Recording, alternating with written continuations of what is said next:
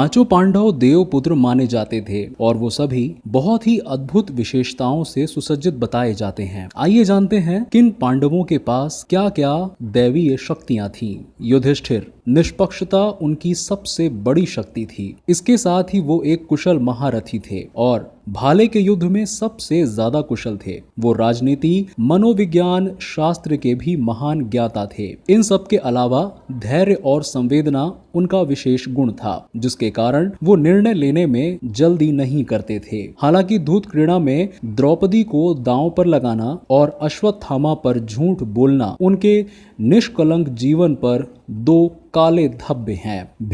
भीम शास्त्रों को उलट पुलट करने की जगह सहज बुद्धि से निर्णय लेते थे। अपार शक्ति के स्वामी थे। शक्तिमान अधिकांश विनम्र होता है, सो भीम भी थे। गलत को खुले में गलत कहने की शक्ति भी भीम में ही थी। दूत सभा में युधिष्ठिर तक को फटकारने में नहीं झिझके। द्रौपदी को भी सबसे ज्यादा प्रेम भीम से ही था। भले ही स्वयंवर में वो अर्जुन की पत्नी बनी थी, पत्नी के लिए मर्यादा की परवाह किए बिना कहीं भी भिड़ जाने वाला भीम ही था। चाहे कीचक वध हो या दुशासन की छाती फाड़ने की चेतावनी देना, भीम के अंदर ही वो आत्मबल था जिसको किताबी मर्यादाएं नहीं बांध सकी। अर्जुन सर्वश्रेष्ठ धनुर्धारी। कर्ण को श्रेष्ठ मानने वाले विचार करें कि विराट युद्ध में अकेले अर्जुन ने सबको हराया था, कर्ण सहित। बाकी अर्जुन में एक बेफिक्री थी अपनी क्षमता को लेकर। वहीं कर्ण हमेशा असुरक्षित महसूस करता था। यूं तो वो भी महान धनुर्धर था, पर अर्जुन से 19 ही था। इसके अलावा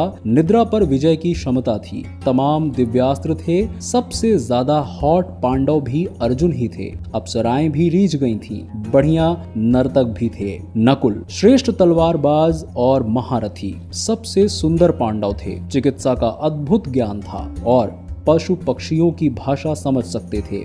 बहुत विशिष्ट घुड़सवार और घोड़ों की देख रेख व नस्ल सुधार की बेजोड़ जानकारी। सहदेव ज्योतिष और पूर्वाभास का ज्ञान था, पर श्रापवश अपने पूर्वाभासों को किसी को बता नहीं सकते थे। सहदेव के बारे में लोग अक्सर सोचते हैं कि वो युद्ध कला में कम निपुण होंगे, पर वो एक शक्तिशाली महारथी थे और शकुनी का वध सहदेव के हाथों